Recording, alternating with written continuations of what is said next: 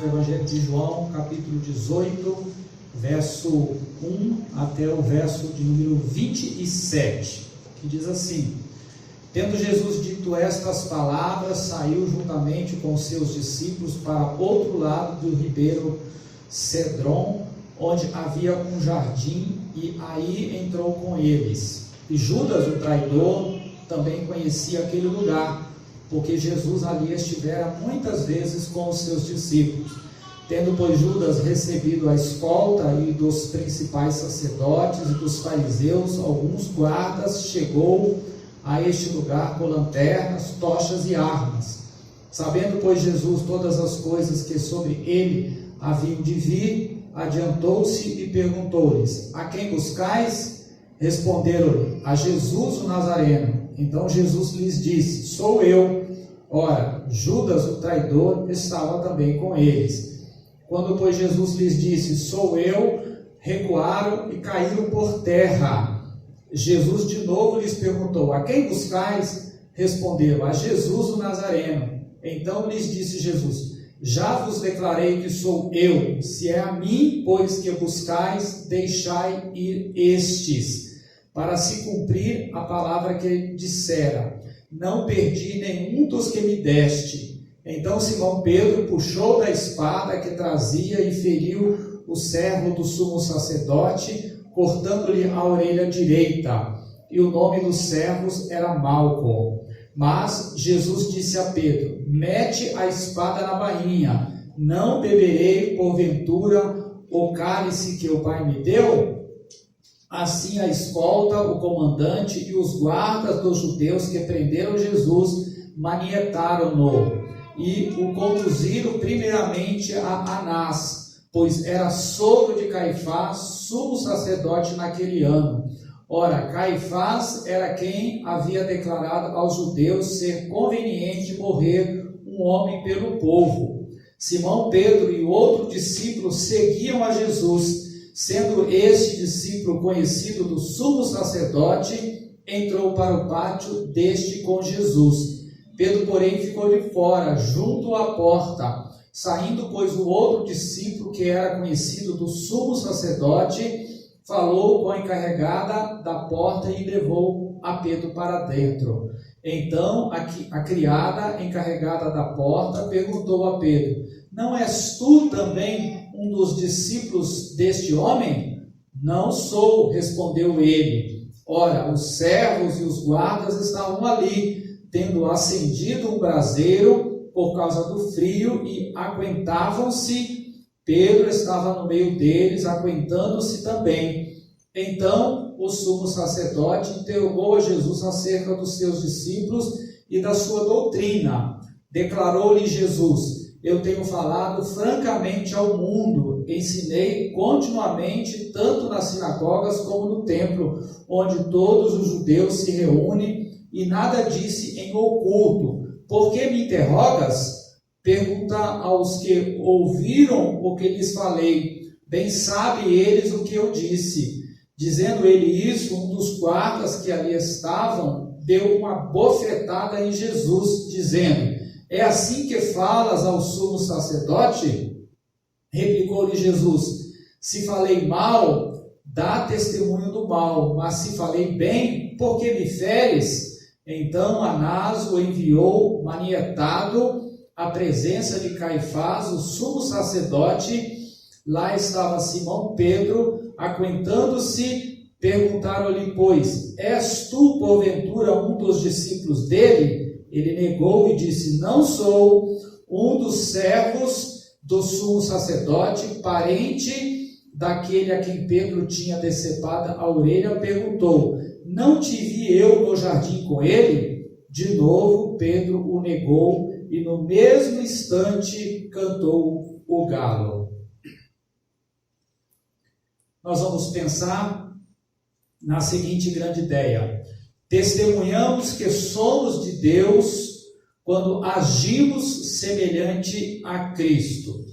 Este capítulo ele começa nos dando a informação sobre onde Jesus estava e o que ele acabara de fazer. Diz aqui o verso de número 1: tendo terminada a oração, o que ele estava fazendo, Jesus saiu com os seus discípulos e atravessou o vale de Cedron, que era um rio. Do outro lado havia um olival onde entrou com os seus discípulos. Este rio citado aqui, ele só é rio quando é época de chuvas ou de degelo de alguma geleira próxima que forma de alguma forma uma corrente de água até aquele vale, até aquele local. Provavelmente, na ocasião que Jesus passou por ali, não havia água. Jesus estava se dirigindo para o Monte das Oliveiras, em que havia ali um jardim com várias oliveiras, cujo nome era Getsêmani. Era um lugar bem familiar para Jesus. Lá no texto de Lucas 22:39 diz: como de costume, Jesus saiu para o Monte das Oliveiras e os seus discípulos o seguiam. Jesus estava se dirigindo a um lugar que já lhe era familiar, inclusive do próprio Judas, mas nesse momento, narrado aqui no texto, ele estava ausente, pois estava fazendo seus últimos acertos sobre a traição do Senhor Jesus. Diz o verso 3, então Judas dirigiu-se ao olival, o Getsêmani, o Monte das Oliveiras, levando consigo um destacamento de soldados e alguns guardas enviados pelo chefe dos sacerdotes e fariseus, levando tochas, lanternas e armas. Naquele momento, Jesus foi preso. Quem efetuou de fato a prisão foram os soldados do templo, tendo como apoio a guarda romana. Dali, imediatamente, Jesus foi conduzido para a casa de Anás, que neste texto é chamado de sumo sacerdote. Na verdade, irmãos, Anás já havia sido sumo sacerdote do ano 6 até o ano 15. No ano 6, o governador da Síria, Quirino, o estabeleceu como sumo sacerdote, mas no ano 15, Valério, o prefeito de Jerusalém, ou seja, a autoridade romana, o depôs. Embora deposto, Anás manteve a sua autoridade e posição política preeminente, ao ponto de conseguir colocar no cargo de sumo sacerdote 5 dos seus filhos, um neto e um genro. O genro, esse que é citado aqui, o Caifás. Isto nos traz a memória, nos traz a lembrança muito daquilo que é a política do nosso Brasil. Então, nesses dias em que Jesus foi preso, Caifás era quem de fato era o sumo sacerdote, quem tinha a autoridade de fato. Os judeus estavam prendendo a Jesus numa quinta-feira e ele deveria ser morto numa sexta-feira.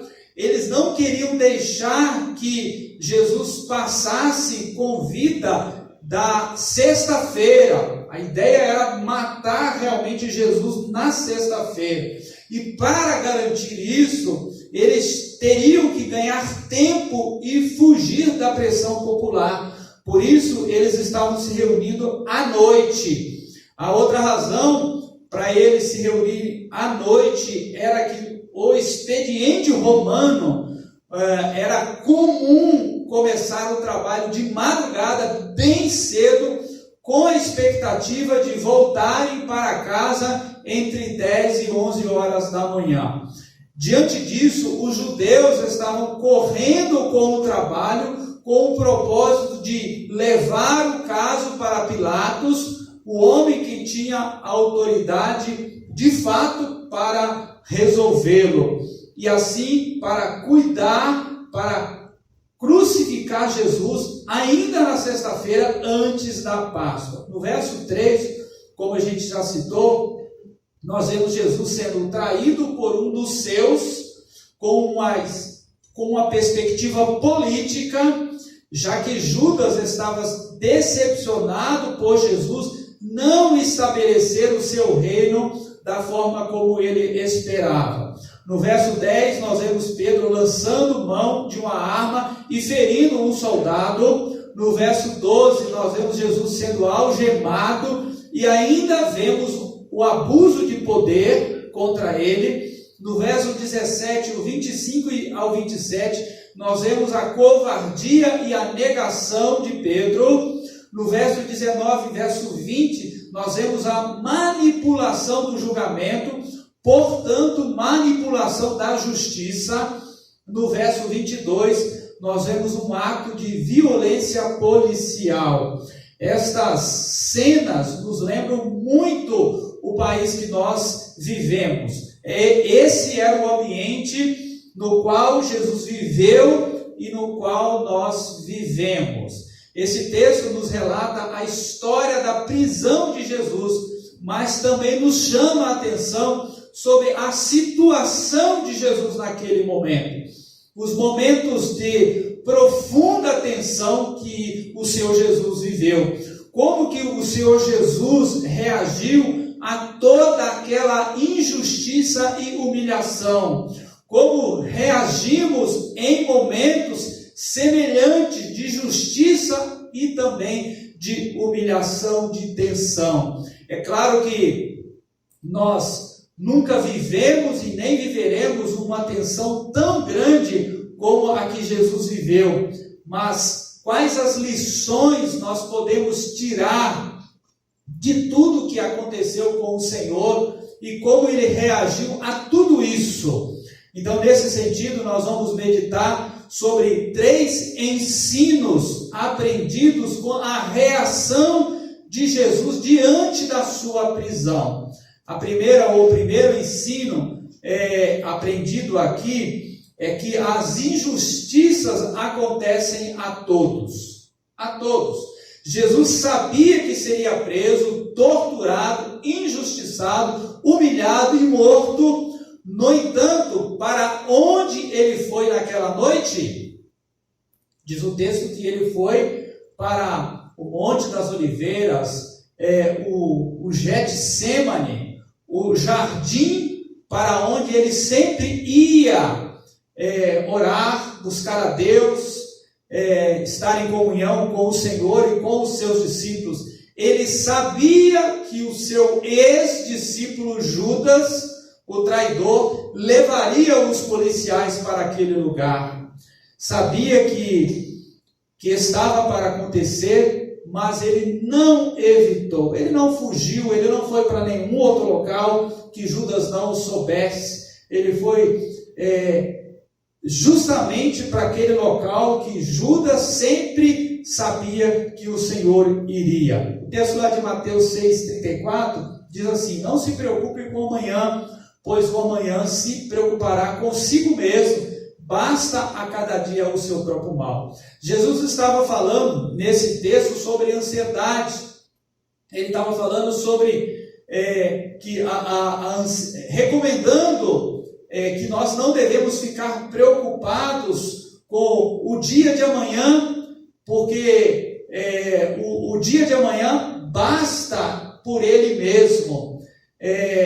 Que os males, as preocupações, elas vão ser tratadas em ocasião oportuna por ele mesmo. Em outras palavras, não adianta ficar imaginando com antecedência aquilo que poderá ou não acontecer. Normalmente quem se preocupa fica mais preocupado com coisas que nunca lhe acontecerão do que com aquilo que vai realmente lhe acontecer. As estatísticas dizem que 90% das nossas preocupações não acontecem. Então, é muito gasto de energia se preocupando com coisas que nunca vão acontecer. O texto de João 16:33, Jesus disse: estas coisas vos tenho dito para que tenhais paz em mim. no mundo tereis aflições, mas tende bom ânimo. Jesus estava alertando: vocês vão passar por tensões, por aflições neste mundo, assim como eu também estou passando. E eu os venci e vocês também os vencerão. Vamos passar por dificuldade. O fato de sermos filhos de Deus não implica que não perderemos, por exemplo, o emprego, ou que não ficaremos doentes, ou que o nosso carro nunca será batido. Tudo isso pode acontecer. Essas coisas são parte da vida de qualquer mortal, inclusive de um filho de Deus. Podemos não saber especificamente o que nos ocorrerá, mas sabemos que no mundo passaremos por aflições. Essas coisas nos acontecem porque pecamos? Não necessariamente. Pode ser que sim, como consequência, mas pode ser que não. Isso é algo bem específico e individual de cada um ser tratado pelo Espírito Santo de Deus. Jesus sabia que passaria por problemas e saiba que você também passará. Não se surpreenda disso. Mas ele enfrentou as situações. Ele sabia que o prenderiam naquele jardim, mas também sabia que ele teria que passar por aquela experiência, e por isso ele vai exatamente para o Getsêmani, o Jardim das Oliveiras. Quando ele já estava lá com seus discípulos, chegaram os policiais e ele perguntou: quem vocês procuram? Jesus, o Nazareno, respondeu eles. Ele respondeu por 2 vezes: sou eu, podem me levar. Os soldados se viram surpresos com a resposta de Jesus. Geralmente a tendência é as pessoas mentirem, dizerem: não sou Jesus, não sou, não, Jesus não está aqui, ou ocultarem, se esconderem, até fugirem. Jesus não faz isso. Então, diante de situações difíceis, não adianta fugir para não ver as coisas que estão acontecendo. É preciso enfrentar a realidade dos fatos.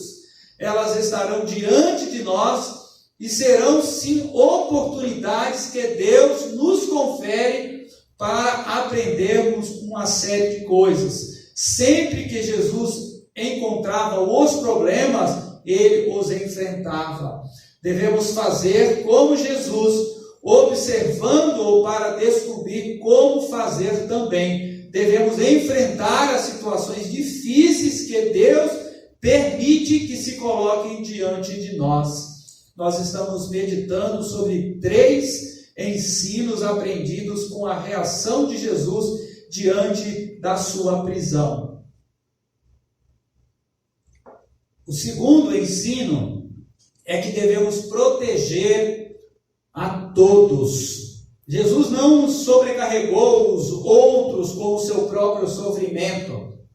Quando estamos vivendo uma situação difícil, sofremos e temos uma tendência forte de, ao invés de nos deixarmos ser aliviados, tratados e curados pelas pessoas à nossa volta, nos voltamos contra elas e descontamos nelas. Ao invés de desfrutar da bênção do que essas pessoas podem fazer por nós, nós tornamos-nos uma maldição na vida dessas pessoas. Afastamos as pessoas do nosso convívio. Naquele momento, Jesus sabia que seria preso. Os discípulos já haviam feito a opção de estar com ele, mas na hora da sua prisão e morte, observe o verso 5 até o verso 8. Diz que Jesus falou aos soldados que estavam ali, que poderiam prendê-lo, mas era para deixar os outros irem embora. Quem são os outros? Os outros 11 discípulos que estavam com ele. Então, naquele momento, Jesus poderia ter pensado: eu vou morrer, mas vocês vão comigo também. Mas ele disse: desde que eles vão embora. Jesus tinha consciência que ele teria que passar sozinho aquele momento difícil na sua vida. Deus nos coloca em uma série de circunstâncias que são difíceis de vivenciarmos, de passar por elas. É privilégio nosso passarmos sozinho por essas experiências. Certa feita eu ouvi do pastor Jairo Cáceres, em um momento de muito sofrimento meu e de Cris, que o nosso sofrimento era nós que teríamos que passar por ele, que ele não teria como passar por esse sofrimento em nosso lugar. É uma experiência pessoal, individual, que Deus estabelece e trata individualmente, até porque a salvação ela é individual. A gente não tem como dividir o nosso coração, por mais que a gente possa dividir as emoções, mas Deus ele trata individualmente com cada um de nós. E eu não estou dizendo que nós não podemos contar com a ajuda de outras pessoas, mas precisamos aprender que ao vivermos problemas, são problemas nossos. O sofrimento de outro por nós nunca é o próprio sofrimento. Só quem sofre na pele é quem sabe verdadeiramente o que é aquele tipo de sofrimento que ele está vivendo. A ajuda ela é importante, a coletividade ela é muito importante, Deus usa muito isso, mas Deus nos trata de forma muito específica, de forma muito individual também. Então os sofrimentos são oportunidades que Deus nos deu para trabalhar em nós mesmos, individualmente falando. Pode ser que Ele use o corpo de Cristo para nos ajudar, mas prioritariamente é Deus quem irá nos ajudar. Jesus já havia avisado a Pedro: você vai me negar. Portanto, Pedro negou Jesus. Jesus estava sendo traído, agredido, injustiçado, maltratado. E qual seria a nossa tendência ao lidarmos com Pedro, se estivéssemos no lugar de Jesus? A nossa tendência nos levaria a jogar toda a nossa rigorosidade em cima dele. Nossa tendência seria passar todo o nosso sentimento de injustiça e de crueldade para Pedro. Mas Jesus não fez isso, porque Jesus sabia que era seu problema e que só ele poderia enfrentá-lo. Naquele momento da prisão de Jesus, um dos soldados do templo chega diante de Jesus para prendê-lo, mas Pedro, com o espírito de ajudar a Jesus, passa a mão na espada e tenta pegar aquele homem, mas só acerta a orelha. Jesus não reage contra aquele homem que estava ali para prendê-lo. Pelo contrário, ele o cura. Até mesmo um estranho não era alvo da amargura de Jesus. Por que então ele teria amargura contra Pedro? Por tê-lo negado? Porque Jesus não guardava amargura no seu coração. Ele protegeu até mesmo uma pessoa que não era do seu relacionamento. Ele não lançava o seu sofrimento contra as pessoas à sua volta, quer fossem pessoas chegadas ou não. Isso deve ser também o nosso alvo, queridos irmãos e amigos. O ideal para nós de ver o caráter de Jesus reproduzido em cada um de nós. Nós estamos meditando sobre 3 ensinos aprendidos com a reação de Jesus diante da sua prisão. O terceiro e último é que devemos agir com razão. Ele enfrentou essa situação de hostilidade, injustiças, traições, ofensas e manteve a dignidade. Ele manteve a sua própria dignidade e a das pessoas que estavam à sua volta. Jesus estava vivendo 2 situações desagradáveis. Logo depois de ser preso, foi levado para a casa de Anás, que não era mais o sumo sacerdote, possivelmente havia já há 14 anos deixado o cargo, Por que então o levaram para lá, para a casa dele?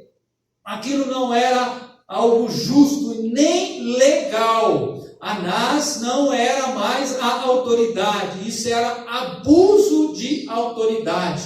Mesmo assim, ele foi levado para lá como um espetáculo. Ali foi questionado por Anás. Estar naquela situação já não era justiça, mas quando ele responde a Anás a pergunta que tinha sido feita, o soldado deu-lhe um tapa na cara. Alguns irmãos sabem que eu tenho assistido bastante filme indiano, e uma das coisas que mais vê em filme indiano é tapa na cara. Então, parecia uma cena de filme indiano. Tudo eles dão um tapa na cara. Jesus não havia feito nada, mas o soldado age com violência contra ele. Nos versos 19 até o verso 21, temos o relato deste fato. O ex-sumo sacerdote faz duas perguntas.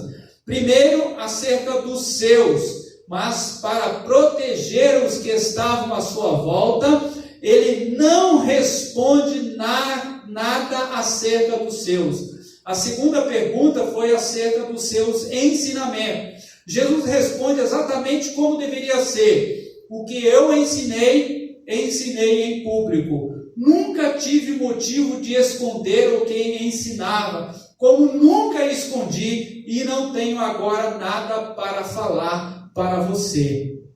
Pela lei, Jesus só poderia ser levado àquela situação pela palavra de duas testemunhas. Então, o que Jesus estava dizendo, em outras palavras, era: cumpra a lei, tragam as duas testemunhas. Anás não estava cumprindo a lei. Jesus não estava favorecendo com as suas palavras o processo jurídico que estava se estabelecendo através de Anás.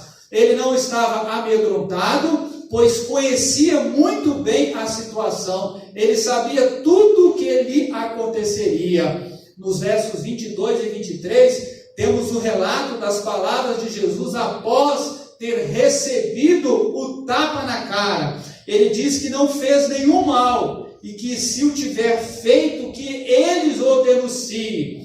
Não vemos um Jesus encolhido, mas também não vemos agredir o sumo sacerdote. No caso de Jesus, ele sabia diante de quem estava, sabia que tal homem não tinha a autoridade para julgá-lo, mas em todo momento tratou aquele homem bem, como o guarda que o deu uma bofetada com respeito. Então, em todo o processo, vemos que Jesus se manteve inalterado. Não o vemos explodindo para defender os seus direitos, tipo puxando a peixeira, como Pedro fez, mas tratando a situação com serenidade e com verdade. O caráter de um filho de Deus deve ser como o caráter de Jesus, que apesar da situação adversa, estava tranquilo, com as suas emoções sob controle. Ele tinha convicção de que tudo o que acontecia à sua volta estava debaixo do controle soberano de Deus. Deus é soberano sobre tudo o que acontece sobre nós. Ele não é só o Criador, como Ele é o provedor, Ele é o sustentador, Ele é o regente, Ele é o controlador, Ele é o comandante de tudo que acontece na nossa existência.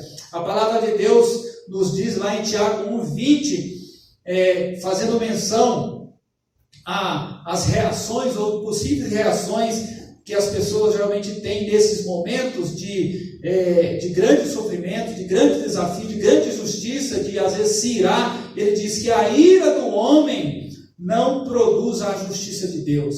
Esses tipos de reações contrárias à palavra de Deus não vai estabelecer ou produzir atos de justiça da parte de Deus. Pelo contrário, quando nos deixamos alterar diante das circunstâncias, perdemos um pouco do juízo e também do discernimento. Não seja precipitado em responder ou em agir Provérbios 19:2 diz: peca quem é precipitado. Jesus sabe que Deus estava no controle de todas as coisas, por isso ele mantém a sua razão, e é o que Deus espera de cada um de nós em situações de grande tensão, de grande injustiça, de grande sofrimento, como essa que Jesus estava vivenciando ali. No início eu disse que testemunhamos que somos de Deus quando agimos semelhante a Cristo. Testemunhamos de Cristo quando somos mais parecidos com Ele. Paulo, escrevendo aos Romanos, diz que fomos predestinados por Deus para sermos conformes à imagem de seu Filho. Agirmos, sermos parecidos com o seu Filho Jesus. No início do Evangelho de João, temos o anúncio de que Jesus é o Verbo. Talvez nos pareça que ele não tem nada a ver conosco, mas eu digo que tem tudo a ver sim. Aquela velha desculpa que nós geralmente usamos, né? Mas Jesus era Deus, mas Jesus também era humano. E Jesus lutou na parte da humanidade com tudo que nós lutamos também. Então Jesus viveu durante toda a sua vida com essa filosofia que nós vemos aqui em João 18. Para observar Jesus em seus relacionamentos, nós precisamos observar o caráter de Jesus, como ele tratou as diversas pessoas à sua volta. Isso é um grande desafio para nós, mas também é um estímulo. A vida cristã tem a ver com a maneira como tratamos as pessoas à nossa volta. E para alcançarmos essa maturidade, é preciso depender muito do Espírito de Deus. Enchei-vos do Espírito. Deus quer nos transformar em pessoas conforme a imagem de Jesus. Fazer aquilo que Jesus fez, aquilo que Deus determina na sua palavra. Ser alguém obediente à palavra dele. Jesus mesmo disse isso, né? Nós só seremos amigos dele se fizermos aquilo que ele nos manda fazer. Então ele quer ver a sua imagem reproduzida em pessoas normais como nós somos. Jesus quer tratar a cada um de nós nas diversas situações que nós vivemos. Ele quer nos transformar. Por isso o nosso ideal do homem perfeito, do ser humano perfeito, é a pessoa de Jesus Cristo. Em situações de tensões, de injustiças, de humilhação, de sofrimento, que nos espelhemos na pessoa de Jesus, pois ele viveu isso e pôde sair vitorioso, nos deixando o exemplo também a seguir. Que Deus nos abençoe para testemunharmos que somos mesmo de Cristo através da semelhança com as atitudes do Senhor Jesus. Amém.